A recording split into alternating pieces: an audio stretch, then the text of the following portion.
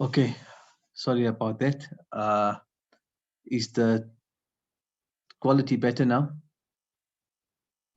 Yeah, much better.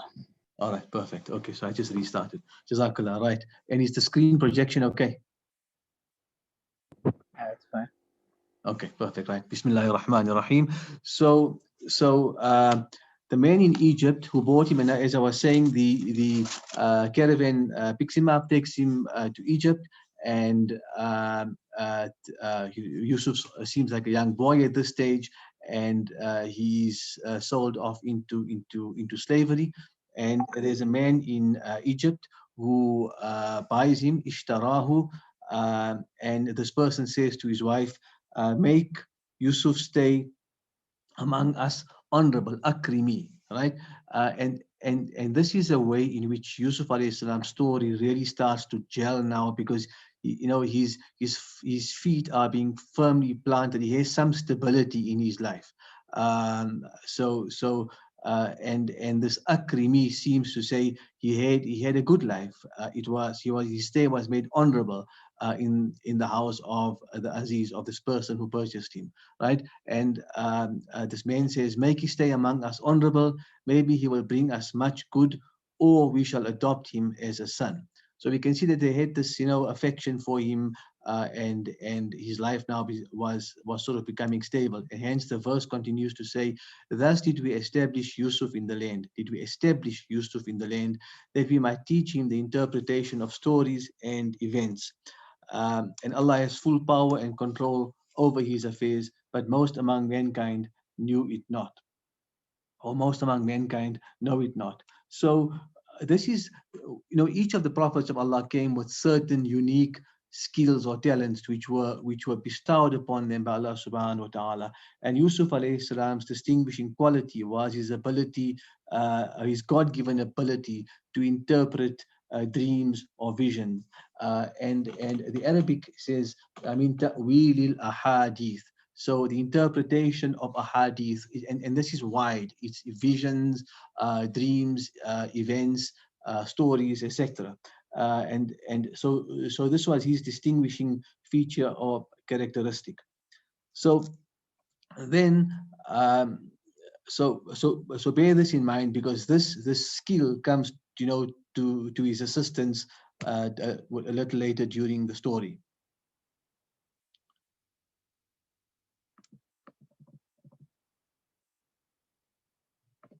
Right. So in this house, Yusuf alayhi salam grows up. He reaches istiwa, maturity, etc. And we see another challenge. So what we're seeing is that initially, he's stable in his father's home, and then his life is destabilized when his brothers throw him down the well. He's purchased, by the Aziz, and his life becomes a bit more stable again, and now he has a sort of moral challenge, which is with the wife of the Aziz. So, Yusuf alayhi salam, besides just his ability to interpret dreams, he's sort of well known for his mesmerizingly good looks. And this is quite evident in the story. So in verse 23, the wife of, in verse 24, it's shown that the wife of the Aziz desired him. And let's read these verses and see her desire and Yusuf alayhi salam's response. But she in whose house he was sought to seduce him from his true self. She fastened the doors and said, now come, thou dear one. He said, Allah forbid, truly your husband is my Lord. He has made my stay agreeable and hospitable to me. Or in other words, he has made my stay nice, good, hospitable. Truly no good comes to those who do wrong. So what we see here is that she's driven by her carnal desires, and Yusuf alayhi salam, as a human being, would have the same sort of desires, etc. But we know what that Allah subhanahu wa ta'ala in Surah 8 verse 24 says, Allah comes between a man and his heart. So what a human being desires from time to time, if that human being imbues himself or herself with the characteristics and qualities of taqwa, which, for example, is what we go through in Ramadan, then Allah subhanahu wa ta'ala, comes to the rescue of people of God consciousness, that even though they have the same human desires that Allah has built in them, but they're able to sort of control themselves much better than those who are devoid of taqwa, who remove themselves from the remembrance of Allah subhanahu wa ta'ala. So Yusuf alayhi salam's response is actually quite interesting. He sees one, this as a social crime, and two, as a spiritual crime. How does he see this as a social crime? He says, Allah forbid, truly your husband is my Lord, right? Not Lord in the sense of someone you worship, but Lord in the sense of someone that's your superior. Your husband is my superior, and I stay with him. He's made my stay good. How can I sort of do this? It's sort of, it's betraying him, right? And then he goes on, and when Allah says in verse 24, and with passion did she desire him, and he would have desired her, but that he saw the evidence of his Lord. And this is where he sees the evidence of Allah subhanahu wa ta'ala through his God consciousness. And he knows that this is going to violate the law of Allah subhanahu wa ta'ala, will invite Allah's displeasure. And so as a result, he's turned away from falling into this shameful act. And what we see from here is that Yusuf alayhis salam came to the realization that immorality affects society. Number one, it's a social crime, and two, it's a spiritual crime as well. And he has both of these things at the back of his mind, and as a result, he's averted from falling into this desire. But as you have it, uh, let's read on, where the story becomes a little more interesting. So she desires him, and he now doesn't want any part of this. So the husband enters the house, right at the door, and they both raced in verse 25. So they both raced each other to the door, and she tore his shirt from the back. They both found her lord, or her husband, near the door. She said, what is the fitting punishment for one who formed an evil design against your wife, but prison or a grievous chastisement? Now, please don't read further. Just think about what's happening here. This is a house of nobility that's adopted this person in their home. They grew him up, they made his stay comfortable. And now the man who's done all of this for Yusuf alayhi salam enters his home, and he sees Yusuf and his wife at the door, and the woman comes crying and says, or to the husband, and says, "Listen, you know what? This is what's going on here." And so immediately, what would happen to the husband? He would become defensive about his wife, and he would resort to everything to sort of defend her. But what we see is something very different, is that justice prevails. And this is one of the beautiful parts of the story, despite the difficulty that the husband faced. So in verse 26, the story goes on. It says, he said, it was she that sought to seduce me. So Yusuf alayhi salam doesn't keep quiet and admit it, despite the fact that she's his boss. He has to speak the truth, right? And he speaks the truth not only to sort of defend himself, but what it shows is that he's speaking truth to power. He's not afraid to speak the truth, right? It was she that sought to seduce me from my true self, and then one of the people who were working in the house, one of her household, saw this and bore witness. Now, this is another point as well, that when this person seen it, it was also an employee of the household. Now, when the boss does something wrong, the employee normally keeps quiet. But here, what we learn is that this employee also spoke the truth, but this employee gave a very good suggestion to resolve the situation and solve this mystery, or this crime, and who was at the front of it. So what this employee says, uh, if his shirt is torn from the front, then is her story true? uh, and if that his shirt is rent from the front, then is her tale true, and he is a liar. But if it that be that his shirt is torn from the back, then is she the liar, and he is telling the truth, right? So when he saw his shirt, now he understands this is a logical thing to do. And Aziz looks at the shirt and he sees it was torn in the back, right? And he says in verse 28, behold, it is a snare in the Keidakun of the females of on the part of the female, or in other words, telling the woman, this is your plot. You were actually wrong. And he turns to Yusuf in verse 29 and he says, Yusuf arid an hada. Yusuf, pass this over, right? And he tells his wife, wastaghfiri li dhanbik. Oh wife, ask forgiveness for your sin, for truly you have been at fault. And here what we find is that, you know, in line, in keeping with Surah 4, verse 135, what these verses are illustrating are clear principles outlined in the Quran in terms of bearing testimony to the truth of being just. So Surah 4 verse 135, Allah says, "Be just even if a close relative is involved." And what we see is an expression of those verses coming out here, where the husband. Sides with the truth and tells the wife, you need to apologize to Yusuf because you actually wrong here. Right.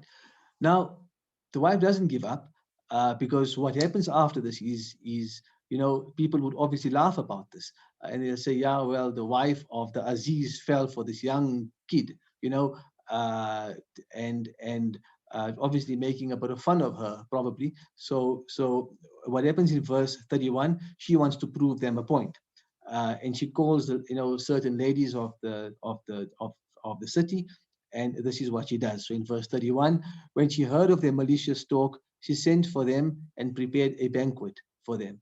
She gave each of them a knife, and she said to Yusuf, come out before them.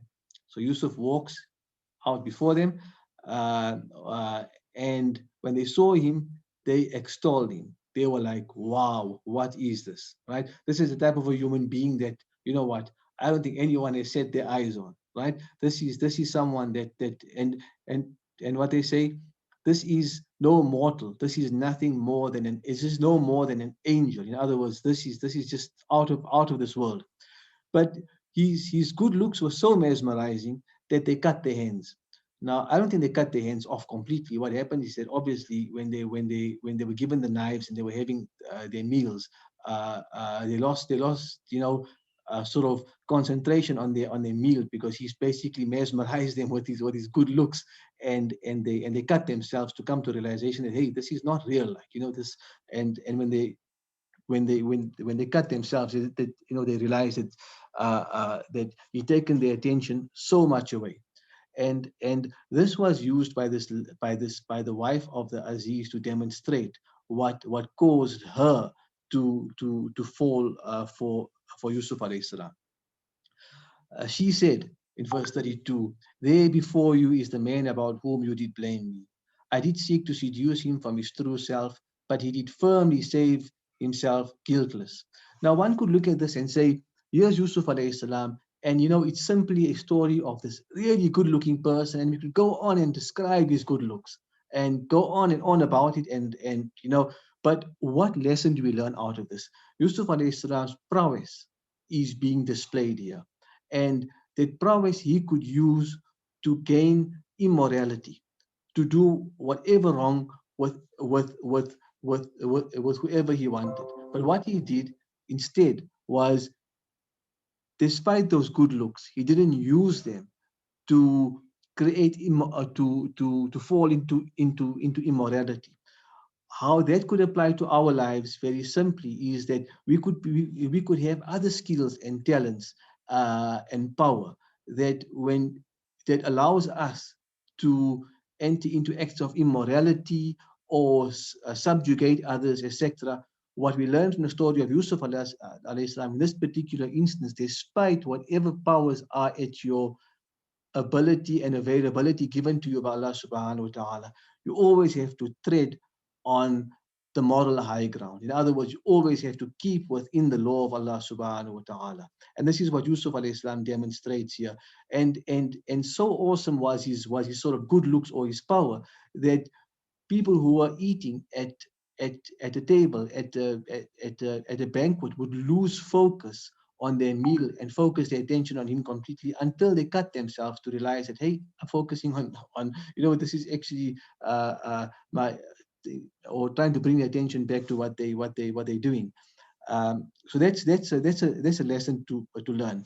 But what this wife of the Aziz does, unfortunately, is that she gets further down the path of immorality, right?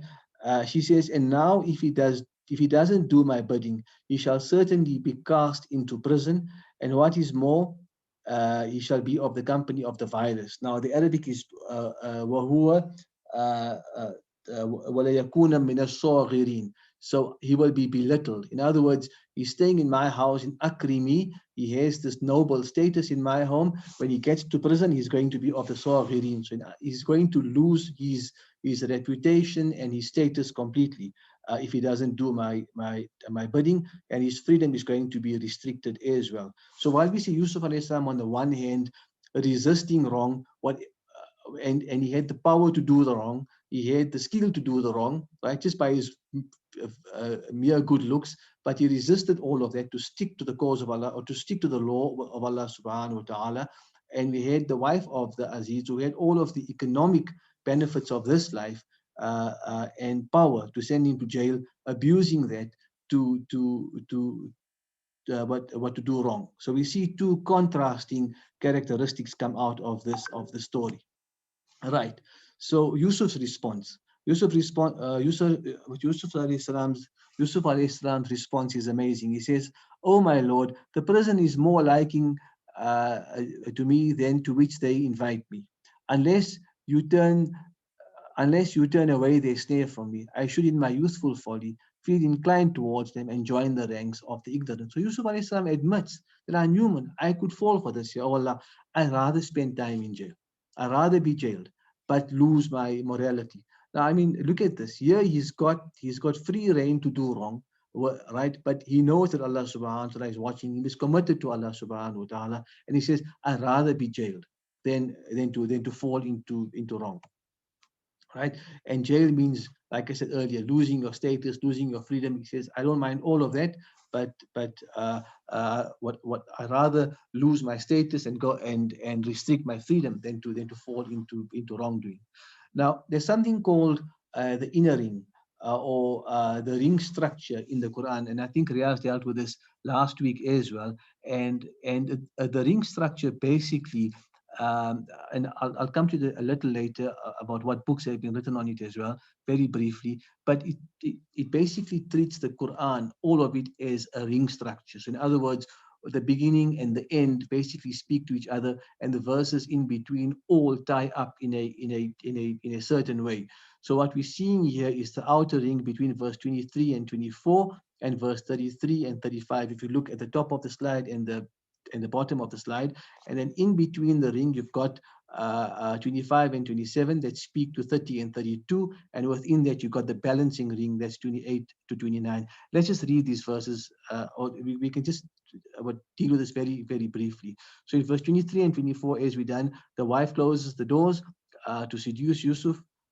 He desired her, but he saw the evidence of his Lord. And of course, he, didn't want to betray his master as well. So he had a social responsibility and a spiritual responsibility, and didn't want to break any of those.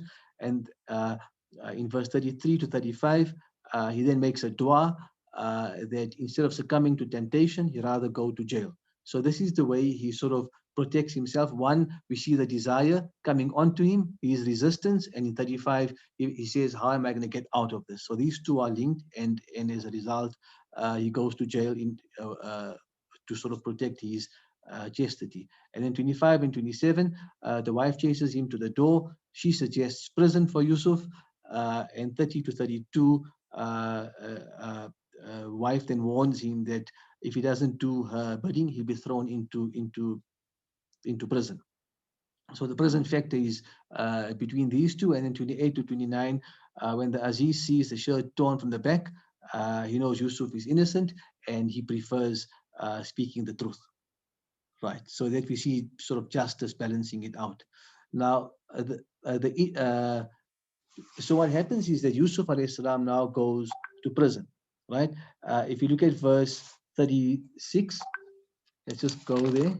Uh, so so so when after Yusuf alayhi salam prays, he says, "Oh my Lord, the prison is more liking to me than to which they invite me. Unless you turn away their snare from me, I should in my youthful folly feel inclined towards them and join the ranks of the ignorant." That's in verse 33. Then in verse 34, فَاسْتَجَابَ لَهُ رَبُّهُ, right? So his Lord answered, or his Lord hearkened to him in his prayer and turned away from their snare, turned away from him their snare. And then in verse 35, Allah explains how this was done. He answered Yusuf alayhi salam's prayer and allowed Yusuf alayhi salam to go to jail. But how did this happen? Because, I mean, this is, verse 35, then it occurred to the people after they had seen the signs that jail was the right thing for Yusuf alayhi salam. He probably say requested it and went to jail. So you know perhaps and it's also interesting or what to note that when Yusuf alayhi salam was put in prison, it seems that he was put in prison on false pretenses as well. There was this issue of his reputation, which will come out in the story next week. So whether he asks for prison or not, I'm not too sure. Allah answers his prayer. He gets to prison. It does seem to me that he was put into prison through bad judgment by the people, but that effectively served to protect his honor and dignity. All right. So what we see in verse 36, two men ask Yusuf to interpret their dreams uh, in prison. So when he enters prison in verse 36, there are two prisoners, and they ask him for an interpretation of uh, their dream. The one has a dream that is carrying wine, and the other is carrying bread on his head. And that is linked to verse 41. Yusuf interprets the dream of the prisoners, and the one who's pressing wine will press wine for the king, and the other one will be killed. But before Yusuf alayhi salam interprets the dream, what happens between 36 and 41 is quite interesting. If you look at verse 37, and I hope you've got your Qurans in front of you, that's Surah 12, verse 37. What we see is Yusuf alayhi salam, uh, these people are excitedly awaiting Yusuf alayhi salam's interpretation of their dreams. And before he offers interpretation, he uses that as an opportunity to make dawah to them. And what he says to the people is quite interesting. I'll read it out to you. It says, he said, before any food comes to you to feed either of you, uh, I will surely reveal to you the truth and meaning of the truth and meaning of this before it befalls you. That is part of uh, the duty which my Lord has taught me. I assure you, abandoned the ways of a people who believe not in Allah and believe not in the year after.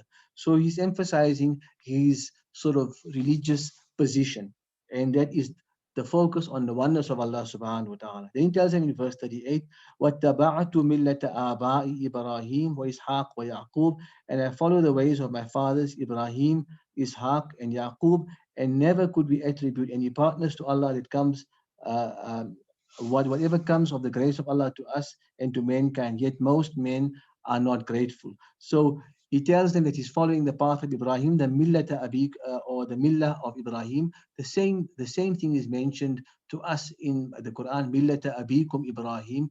In Surah 22, the last verse, where Allah says, "This is the way of your forefather Ibrahim." So there's always this link going back to Ibrahim alayhi salam. But it's not just Ibrahim alayhi salam as a person. What it's going back to is the Tawheed, or the monotheism, and that is the fundamental of the Deen. Without that, there is really no Deen, right? Uh, then verse 39, he says, "O my two companions of the prison, are many lords differing among themselves better, or the one supreme or the one supreme, Al-Wahidul Qahhar, and irresistible. So again, he's speaking out against shirk and he's bringing them to the realization of the oneness of Allah subhanahu wa ta'ala. Right, then in verse 40, if not him you worship, nothing but names have you named, you and your fathers, for which he has given no authority. And then he talks about, this is an interesting part, inil hukmu illa lillah. The command or the right to rule, the right to make absolute or permanent law only is for Allah subhanahu wa ta'ala. So right back then from Yusuf alayhi salam's time is that this is a well-known fact that there is no competing authority with Allah subhanahu wa ta'ala. The divine scripture has always been the standard to test right from wrong. And so is the Quran for us as believers, the test to filter right from wrong. Then he goes and he answers the inquiries of their dream, and he explains and he explains to them. So what we learn from here is that whatever opportunities we have to give da'wah, we must give the da'wah. And we must do it with wisdom and in beautiful preaching, as we see with the manner in which Yusuf alayhi salam does. Right, then verse 42, we'll just end here with verse 42. And then what he uses this as an opportunity. Now he knows that one of them is going to be spared, and he's going to work for and that person is going to work for the king. And of course, he wants to clear his name as well, because he's in jail, and being in jail, obviously, there's some tarnish on reputation, etc. He's looking forward that the king gets news about him as well. So in verse 42, and of the two, to that one whom we considered about to be saved, he's uh, sorry, and of the two, to that one whom he considered about to be saved, he said, mention me to your Lord, but Shaitan made him forget, and but Shaitan made him forget to mention him to his Lord, and Joseph lingered in prison for a few more years. And this is where the story ends for tonight. And tomorrow, Mari Masaja will pick it up and do the very, very interesting bits towards the conclusion of it. But what we're seeing thus far is that Yusuf alayhi salam is making an attempt to communicate with the king of his presence, and we'll see how the story unfolds tomorrow. Right. What lessons do we learn? Quickly, I just did in red. I tried to link this story to the story of the Prophet sallallahu alaihi wasallam, bearing in mind Surah 12, verse 110 is addressing the Prophet sallallahu alaihi wasallam and the believers to say, لَقَدْ كَانَ فِي قَصَصٍ إِبْرَةٌ لِأُولِي الْأَلْبَابِ. There comes to you lessons in their story. So what lessons would the early believers and the Prophet sallallahu alaihi wasallam take in this, and what will we take as well out of it? So some lessons and some similarities as well. So the dream shows the power that he will eventually gain in the life of the Prophet sallallahu alaihi wasallam. In Surah 48, verse 27, he had a dream that he'll be entering Makkah with head shaven and in a secure state. In other words, he will eventually take control of Mecca, like Yusuf alayhi salam became victorious over his brothers as well, and eventually ruled and became uh, uh, a, a powerful person in Egypt. Then Yusuf alayhi salam was expelled from the land. He was thrown down the well in what very similar to what the early believers experienced as well, in the form of the hijrah and the expulsion from Makkah. The verse talks about akhrajaka, that you were expelled from your homes. So there's a similarity there as well. We see another lesson that we learn is moral to be morally upright. On the way to power will come such traps. We see various examples of that in the life of the Prophet ﷺ throughout the Quran, where on their way to power as well, they were becoming extremely powerful, yet they respected the law, respected the rights of others, etc. So that's another example there, another similarity. And then the gossip of the women could probably be compared to what happened in Surah Tahrim with the gossip of the wives of the Prophet ﷺ, where certain parts were true and certain parts were not true. it just shows that in one's personal life, one has challenges as well, and that the Prophet ﷺ is himself went through such challenges. So who are we? We should expect such challenges, but when we come across these, then we sort of remain true to being morally upright.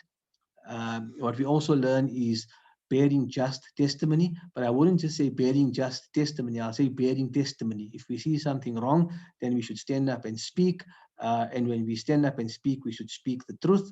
This is what we learn from the employee of the Aziz. Right. What we also learned from the Aziz, that despite his status, is that he was willing to listen to better judgment and sound reasoning. And of course, what we learned from Yusuf AS at the end is giving da'wah through hikmah, and that's in Surah 16, verse 125, where when we do da'wah, we must do so with hikmah. Right. Then some further reading on the ring structure. There's a scholar, I think Alama Farahi. I'll send the book, a copy of the book I've got on PDF, who developed this idea of a link in the Quran. And his books, unfortunately, are only in Arabic. There is some translations available, parts of it, but and he came out with this thought about 100 years ago. Followed by him is Raymond Ferren. There's a book you can get, Structure and Quranic Interpretation, a study of symmetry and coherence in Islam's holy text. And that's on Amazon. You can buy it from on Amazon. It's Raymond Ferren, but these links will come to you afterwards as well. And if you want to go on YouTube, Raymond Ferren does an interview. I haven't watched the whole interview. For those who are interested in the ring structure of the Quran, it's quite an interesting study. It's quite novel as well, and not many people have done work on it. Okay, Jazakallah. Sorry, I've taken more time than I expected to. We can go around for questions and comments.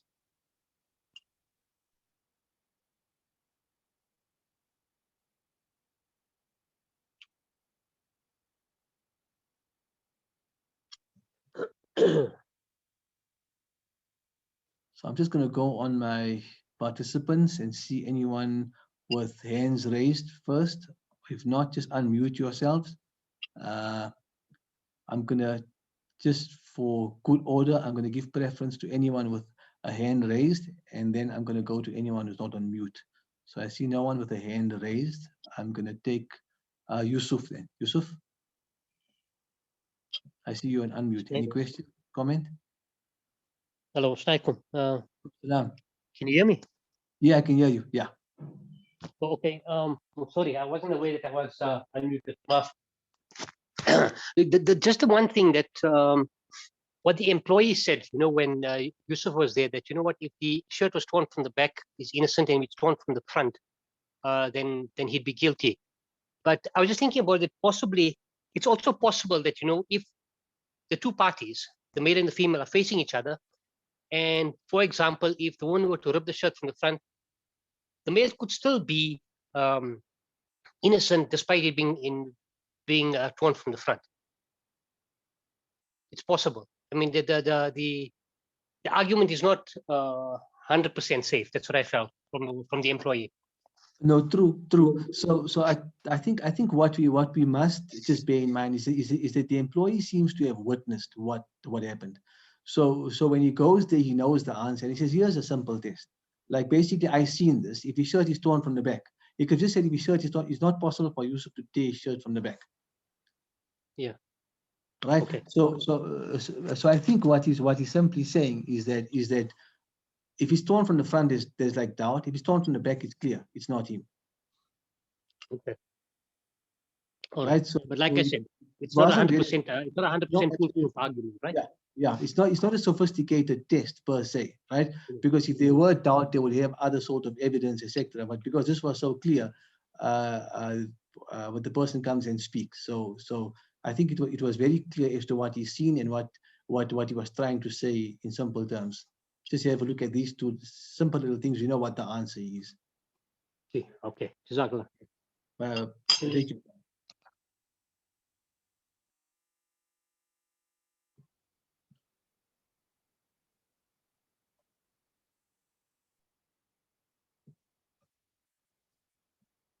Any other questions, comments?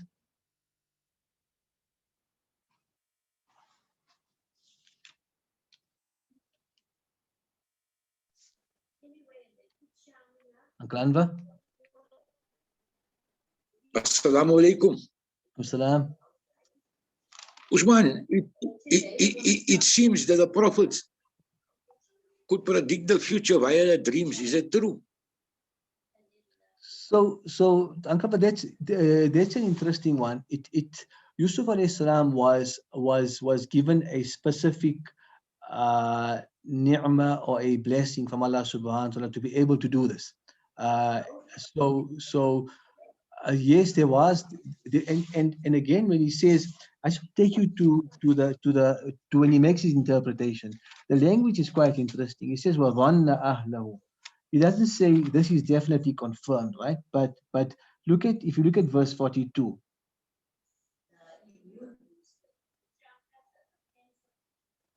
So if you go to Surah 12, verse 42, this is where Yusuf alayhi salam is giving his interpretation of the dream.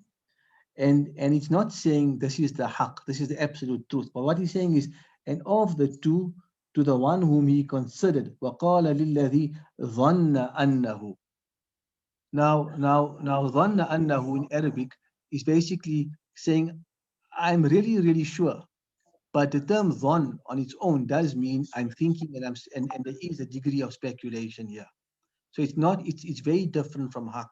So Yusuf al-Islam does acknowledge that it may not be absolute certainty, but he was given the power to interpret dreams, and he was able to do so relatively accurately. Whether he was able to predict the future completely for every single event, I don't know. But what we do know is that there's at least two cases here where Yusuf alayhi salam is able to you know uh, uh, uh, uh, predict with a degree of accuracy, and then take measures to be able to uh, you know uh, protect the society in the second case, which we'll do next week. But it is something But which was whatever he interpreted, came through. whatever he predicted did come true. I mean, even about the dream, yeah, about the Yes. king. And then you gave the other one of Rasulullah sallallahu alaihi wasallam, where he got a dream that he will enter Makkah with the shaving of heads. So, I don't know what the dreams. It seems that it is possible. I don't know. Yeah, that look. I mean, Allah Subhanahu wa Taala, even with the battle of, I think it was Badr or Uhud, where the Prophet had a dream. One of the battles where he had a dream about seeing the enemy in a as small, and then he seen them as a big, and then he prepared himself very well. So there was that communication from Allah Subhanahu wa Taala through dreams and visions to the prophets of Allah. Jazakallah, Usman. Thanks. Salams. Alaikum salam. Father Nazir.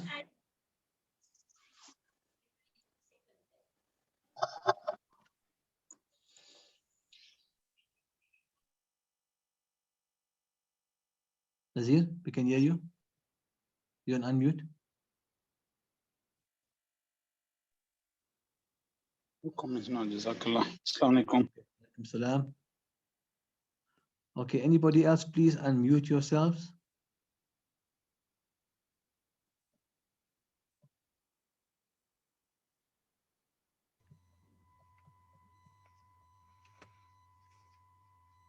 Aziz.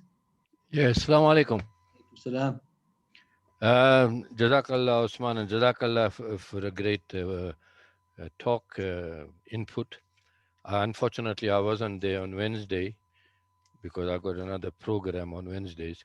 If you look at what Brother Anwar asked about dreams, if you look at chapter 12, verse 6, right? And I'll just read the English. And thus will your Rabb choose you and teach you the interpretation of sayings and make his favor complete to you. Now, this is obviously telling Yusuf, Yaqub is telling Yusuf that Allah will choose you as a Nabi. Okay? So when he gets chosen as a Nabi, that's obvious that he will get wahi, and Allah will teach him what needs to be said. Very similar thing happens in verse 37, when he says that there shall not come to you the food with which you are fed, but I shall inform you both of its interpretation before it comes to you. This is what my Rabb has taught me. Mhm. Okay? It's not the interpretation of the dreams, but Allah is sending wahi to him as to how he should respond to all the incidents that will come up in his life. Okay. Okay, I must consider that. Jazakallah.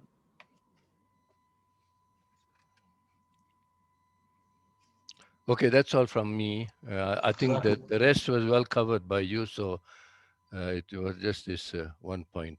I think it's going to be get more and more interesting next week. Oh, Yes, tomorrow, is it? tomorrow. That's right, not next week. Sorry, Yeah, tomorrow. unfortunately, tomorrow I have another halqa, but I normally listen in on the recording. Okay. Okay, Jazakallah. Right. Any other questions, comments?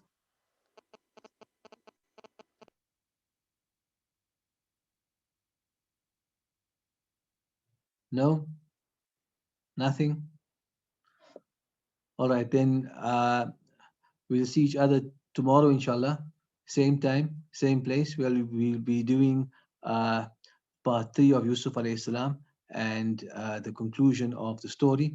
Please don't miss it. Invite your friends and family along.